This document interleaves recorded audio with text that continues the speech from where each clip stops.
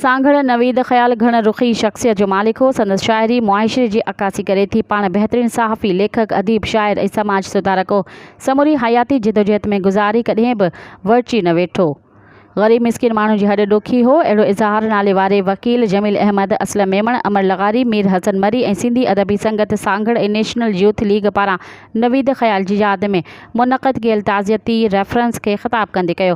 हुन जो त नवीद ख़याल 1960 में सांगड़ में जनम वरितो। सॼी ज़िंदगी जिदोजहद में गुज़ारी। पाण सिंध जो बहितरीन शाइर हो। संदसि शाइरी जी किताब गुज़रे लम्हों के दुख में मुआशरे जे सभिनी ॾुखनि खां दास्तान बयान कयल आहिनि।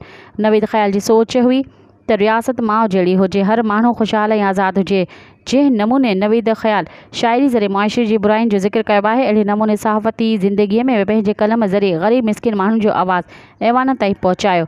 सिंध धरतीअ सां खेसि अज़ली मोहबत हुई, जंहिंजो इज़हार शाइरीअ में बि कयो अथसि। माहौलियाती तब्दीलियुनि सबबि थींदड़ नुक़साननि बाबति जागरूकता पैदा करणु ऐं वण ॿूटा पोखण में बि कंहिं खां पोइते न रहियो।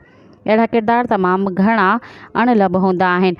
असांजी ख़ुशकिस्मती आहे जो नवीद ख़याल जहिड़ो अहम किरदारु असांजे सांगड़ जो हो, जंहिं समूरी ज़िंदगी कॾहिं बि कंहिं सां कावड़ में न ॻाल्हायो ऐं न पाण पढ़ायो। मज़ीद ख़बरनि ऐं तफ़सीलात लाइ विज़िट कयो असांजी वेबसाइट www.awamiNewsHD.com ऐं ॾिसंदा रहो अवामी न्यूज़ HD।